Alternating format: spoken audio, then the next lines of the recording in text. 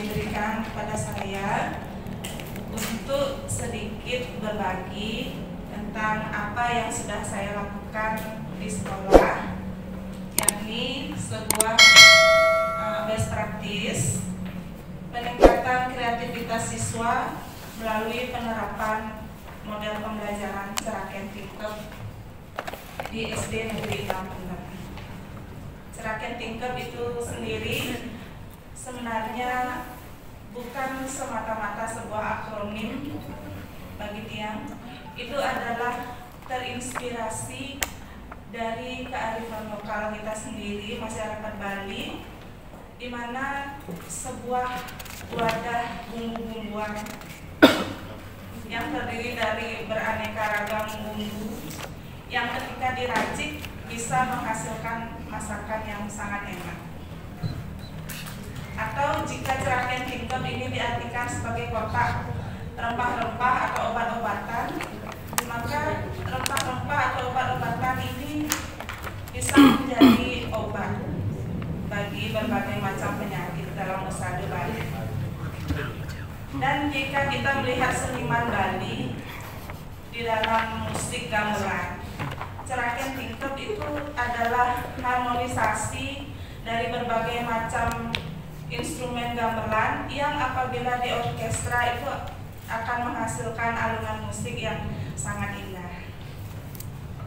Jadi kalau kita lihat dari segi akronimnya, Ceraken Tingkep itu adalah cerita, gambaran diri, menuju kemajuan, melalui tanya jawab, individualisasi, gagasan, dan pesan kebaikan.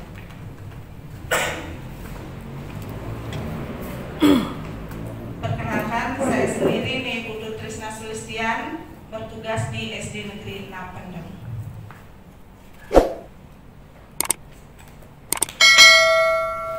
Adapun yang melatar belakangi karya ini pada awalnya adalah sebuah keprihatinan sebenarnya, di mana pertama kali saya memasuki ruang kelas di kelas 4 maupun di kelas sebelumnya, pada tahun ajaran sebelumnya, setiap kali saya memasuki kelas yang baru, itu anak-anak ketika saya ajak bertanya jawab atau diskusi ringan, anak-anak sebagian besar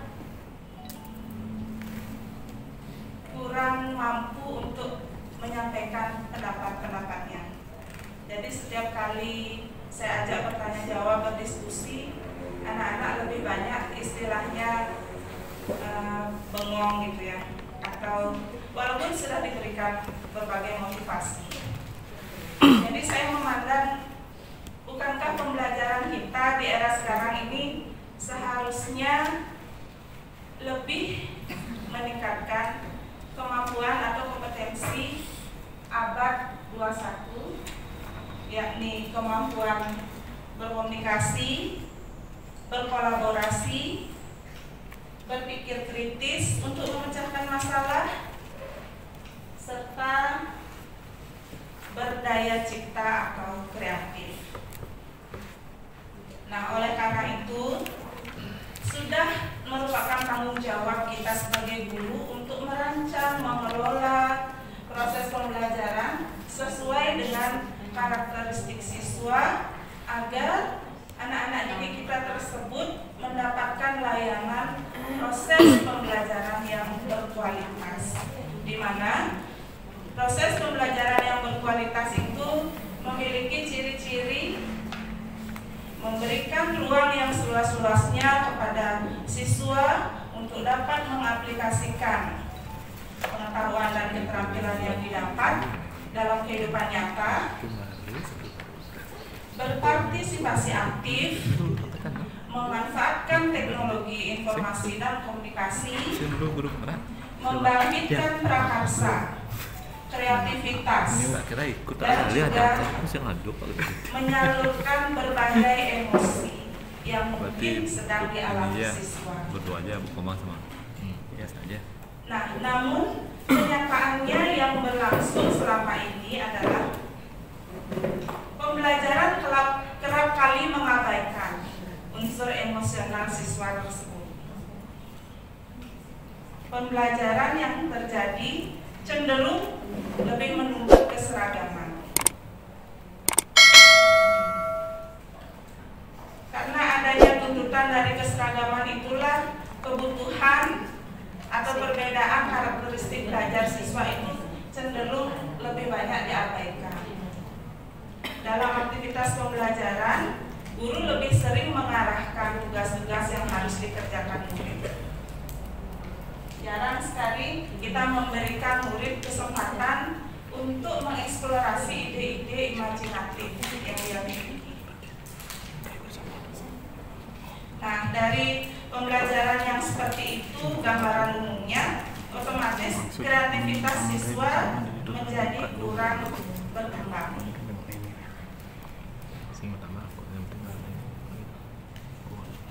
Jadi, dapat saya identifikasi masalah yang terjadi di sekolah saya adalah kurangnya kreativitas siswa, di mana kreativitas itu bisa dilihat dari murid lebih sering tidak mampu menyampaikan ide ketika diberikan kesempatan. Murid juga kurang mampu menemukan solusi ketika diberikan masalah-masalah yang sifatnya tidak rutin atau tidak biasa. Belum mampu menemukan alternatif solusi ketika tugas-tugasnya tidak berjalan sesuai dengan rencana. Dan belum terbiasa menuangkan gagasan atau idenya ke dalam berbagai bentuk karya. Nah, beranjak dari masalah inilah, kemudian saya berupaya menyusun strategi. Sebenarnya ini bukan dalam jangka waktu singkat, tapi merupakan akumulasi dari tahun ke tahun yang sudah saya mengajar. Saya memikirkan awalnya kita memerlukan model pembelajaran yang memberikan kesempatan kepada siswa untuk mengenali perasaan, pikiran, emosional apa sih yang sedang dialami saat itu, saat pembelajaran. Nah, itu yang masih jarang digali. Kemudian kita juga membutuhkan model pembelajaran yang memberikan kesempatan siswa mengutarakan gambaran dirinya yang diaktualisasi setiap hari. Nah, ini sangat penting. Kemudian model pembelajaran yang memberikan kesempatan siswa menentukan sendiri kemampuan belajar seperti apa yang ingin dicapainya. Kemudian cara-cara atau langkah-langkah apa saja yang bisa ditempuh untuk mencapai kemajuan tersebut. Juga diperlukan model pembelajaran yang mengembangkan rasa ingin tahu siswa melalui curah gagasan atau curah pendapat ataupun tanya jawab. Dan model pembelajaran yang memberikan kesempatan kepada siswa untuk menuangkan ide atau pemikirannya ke dalam berbagai bentuk karya sesuai dengan profil individu yang dimiliki.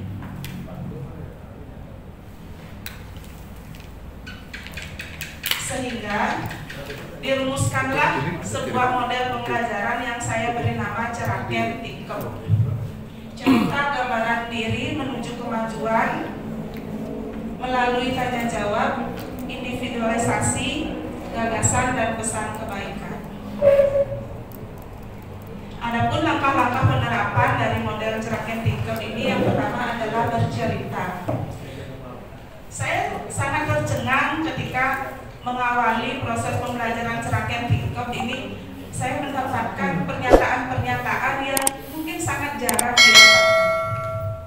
Cerita-cerita yang sangat pribadi dari seorang anak, mulai dari yang menggembirakan sampai yang cukup miris sebagai seorang guru saya mendengar. Yang ini ada salah seorang murid yang berkata, dari ceritanya tersebut saya dapatkan, baru sekarang saya tahu ternyata saya didukung oleh guru. Nah, itu terus terang saya merasa itu sangat menyedihkan sebenarnya. Bukan dalam artian sebagian guru-guru yang lain tidak peduli, tapi kurang mengkomunikasikan kepada murid sehingga murid tidak menyadari bahwa dia sebenarnya didukung oleh orang-orang dewasa yang ada di sekitarnya. Jadi banyak sekali cerita yang saya dapatkan dari menggali cerita anak di awal pembelajaran ini. Dalam kegiatan bercerita ini, saya memvariasikan kegiatan selain siswa dapat duduk melingkar, bertukar cerita dengan temannya, bisa juga di dalam kelompok kecil, di mana siswa saling menanggapi penilaian harinya waktu itu. Kalau menurut dia harinya menyenangkan bisa kasih nilai 5, atau kalau luar biasa gitu ya. Kalau menyenangkan bisa 4, atau 3, atau 2, atau 1, tergantung dari penilaian anak itu sendiri. Kemudian gambaran diri. Gambaran diri ini anak menyiapkan 3 benda di dalam sebuah kantong gambaran diri yang dia siapkan dari rumah. 3 benda apa saja nanti dia ceritakan di dalam kelompoknya atau di dalam komunitas kelas tentang bagaimana benda-benda itu berkaitan dengan dirinya dan berkaitan dengan pembelajarannya di hari ini.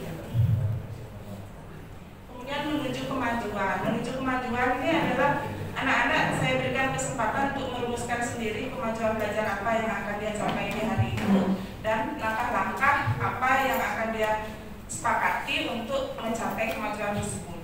Di antaranya dengan membuat kesepakatan kelas.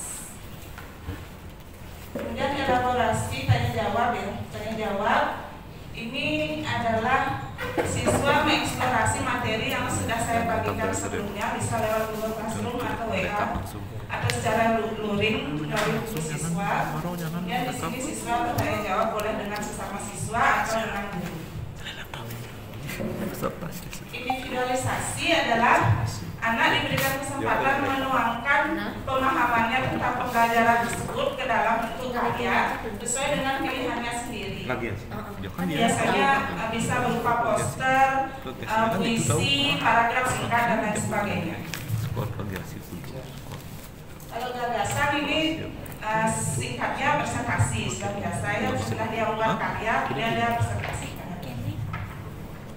Dan pesan kebaikan. Pesan kebaikan ini adalah refleksi dan evaluasi yang dilakukan secara kolaboratif antara guru dan siswa untuk melakukan penilaian pembelajaran yang sudah berlangsung di hari ini. Rasionya kok terus pakai 334. Ini saya rekam sedikit contoh karya siswa waktu itu di hari ini.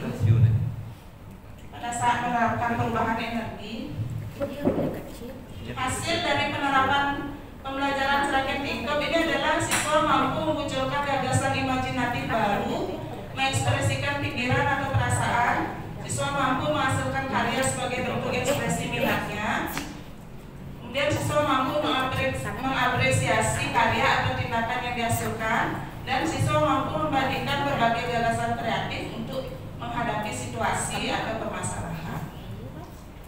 Kendalanya yang saya hadapi dalam penerapan ini adalah masih ada sebagian siswa yang kesulitan mengakses Google Classroom dan juga masih ada siswa yang kesulitan mengungkapkan ide-ide.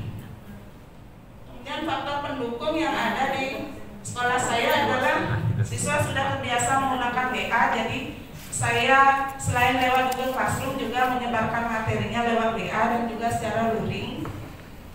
Kemudian untuk mengatasi siswa yang masih kesulitan mencetuskan ide, saya berusaha menciptakan dinamika kelompok, iklim belajar yang nyaman secara fisik dan psikis. Rencana tindak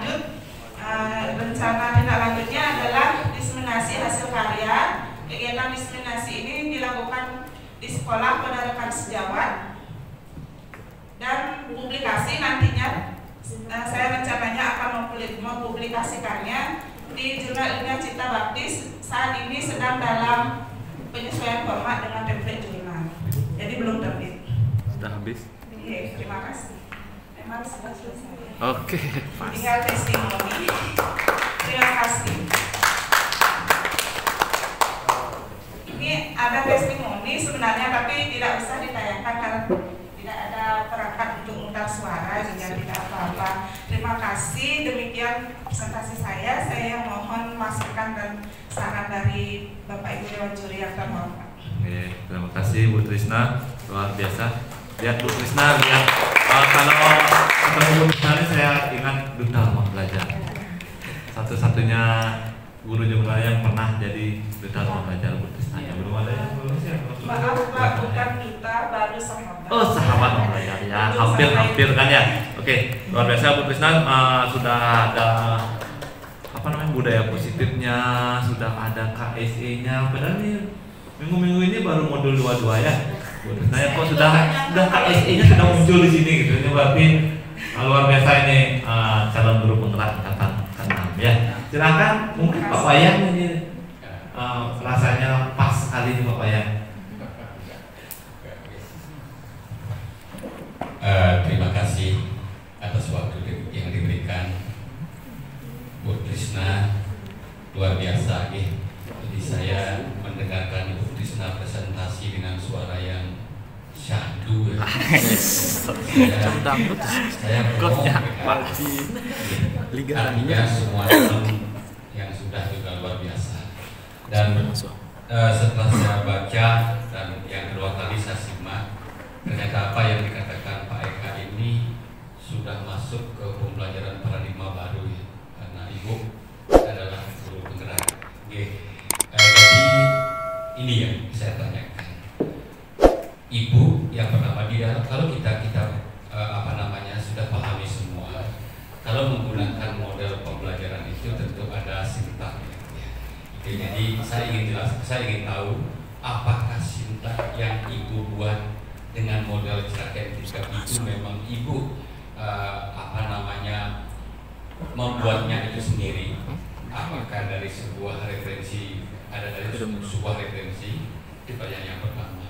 Yang kedua adalah di dalam Ibu melakukan pembelajaran Craken 3 ini ada satu yang tadi dengar, bagaimana memberikan siswa itu ruang, kesempatan untuk melontarkan ide-idenya ya, dari sebuah kegiatan, baik itu mungkin ruang diskusi, belajar bersama.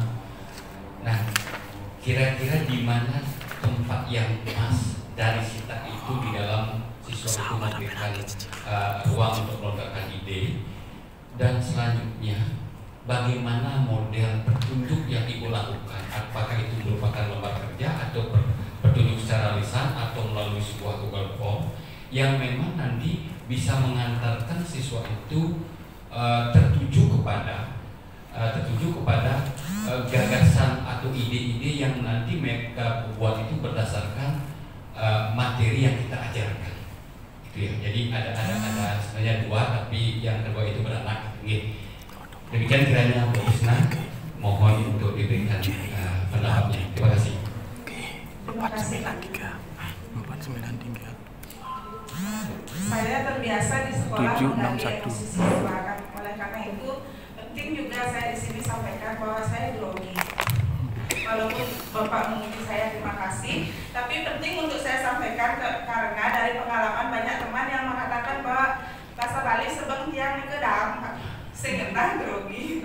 Padahal sebenarnya luar biasa, ini seperti tak ada darah. Terima kasih Pak atas pertanyaannya. Yang pertama, sintaksnya dari referensi apa?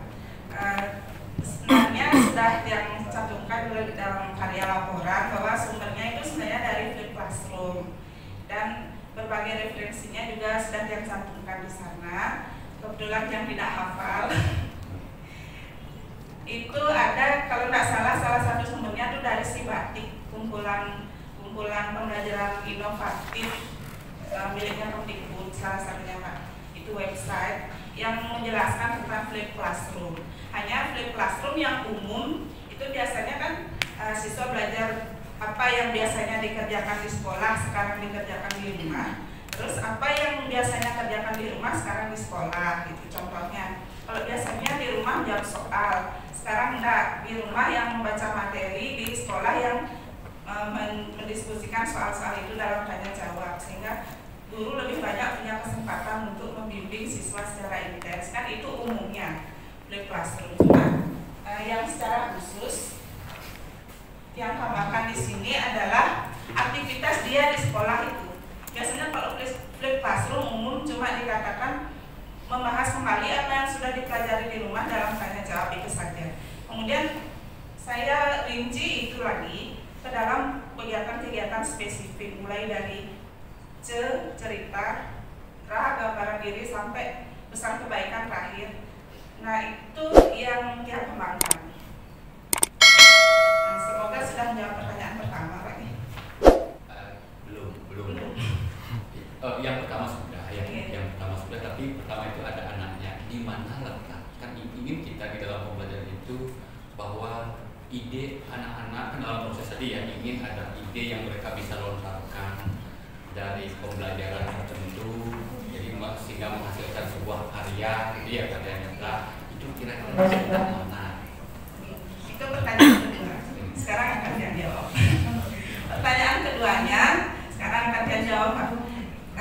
Sintaks di mana letaknya dari ceraket, tingkep, anak-anak bisa mengemukakan ide-idenya.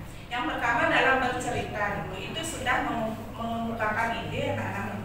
Oh, hari ini saya senang banget atau very excited itu misalnya, saya kasih nilai 5. Nah, itu kan sudah idenya dia, Pak, dari awal. Dan itu adalah bersumber dari diri sendiri sebagai pemancing pembelajaran.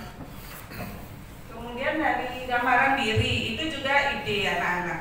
Pertama, dari rumah dia sudah menyiapkan sebuah kantong gambaran diri yang dia isi 3 benda yang menurut dia akan berkaitan dengan dirinya dan pembelajaran hari itu. Otomatis anak itu sudah connect dengan pembelajarannya, Pak. Jadi itu juga mengungkapkan ide. Kemudian kemajuan, membuat kemajuan. Itu kan anak-anak akan menentukan hari ini kemajuan belajar saya adalah ini.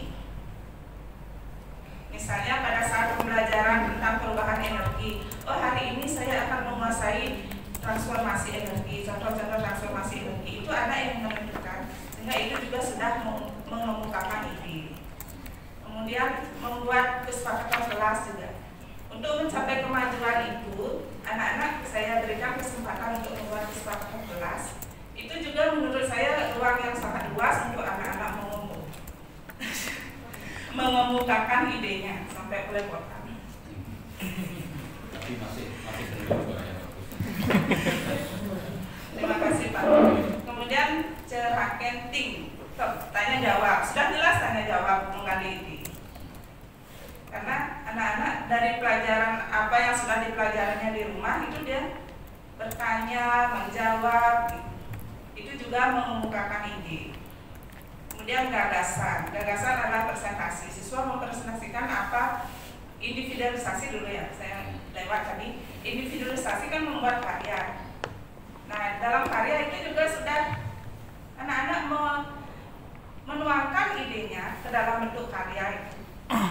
Jadi bisa saya simpulkan dari awal sampai akhir cerahkan tingkat itu semua menggali ide siswa. Sangat minim sekali saya mengarahkan sekarang buat ini. Nah, tadi juga Bapak menanyakan bagaimana saya memberikan instruksi kan gitu. Nah, itu bisa instruksi lisan. Terus bisa juga dari LKP.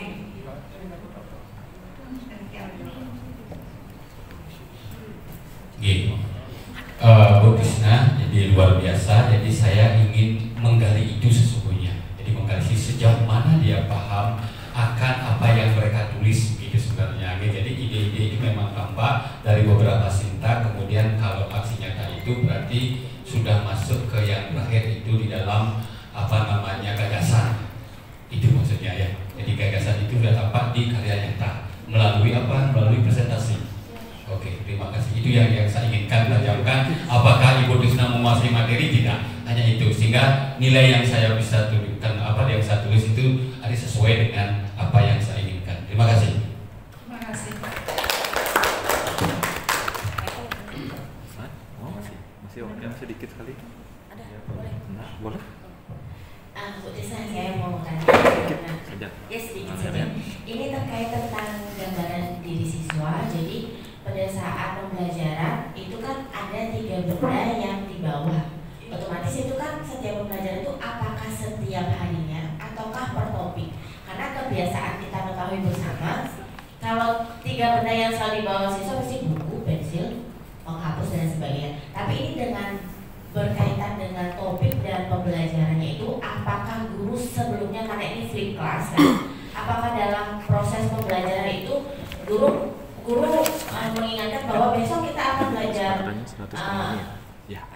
apa misalnya tentang belajar tentang ilmu sosial misalnya gitu. Jadi kalian harus bawa hal-hal yang ini gitu. Apakah memang atau ada memang siswa yang tidak membawa apa-apa, tujuannya seperti apa? Itu aja sih yang saya tanyakan. Terima kasih. Rumusnya 1. Memang pada awalnya seperti itu. Anak-anak ketika saya mau suruh 3 benda, itu pasti yang ditunjukkan pensil. 1 kurang itu kali 100 kurangin 1 kurang itu. Tabungan kalau pas jadwal nabung. Kemudian dari hari ke hari saya biasakan, nah itu per topik. Jadi seperti yang di RPP sudah saya cantumkan di sana juga, itu 1 topik biasanya bisa 3 kali pertemuan. Jadi itu 1 kali fase gambaran dirinya setiap 1 topik. Biasanya saya beritahukan kepada anak-anak di awal, besok kita ada kegiatan gambaran diri. Skenario-nya sudah saya sampaikan di awal, jadi anak-anak paham, oh besok saya bawa kantongnya. Terima kasih. Pak Eka, ada 2 menit? Sudah? Oke. Ini Pak Dia, Pak Artikon ya Bang Bojan. Oke, terima kasih. Saya kira waktunya sudah habis ya. Tinggal dipertimbangkan saja Bu Trisna, karena ini bagus sekali gitu ya. Ada apa namanya? Ada kearifan lokalnya. Dipertimbangkan pemilihan kata model misalnya. Ya, nggak usah dijawab sekarang ya. Apakah karena model itu banyak efek-efeknya, model ada dampak utama, ada dampak ikutan, ada sintak dan sebagainya, dan apa namanya landasan ilmiahnya harus kuat sekali kalau model. Apa tidak sebaiknya pilih yang strategi atau apa yang bisa diatur oleh guru lah, yang lebih operasional, karena mungkin arahnya Pak Wayandianya tadi sana, karena model itu kan sesuatu yang berlaku umum ya, misalnya model PBL. Di mana-mana orang bisa pakai PBL. Kalau ini apakah benar ini model? Jadi Bu Trisna tinggal refleksi diri. Tapi secara penerapan saya salut sekali. Senang sekali dengan ini. Mudah-mudahan bisa dikembangkan dan disempurnakan lagi. Oke? Terima kasih atas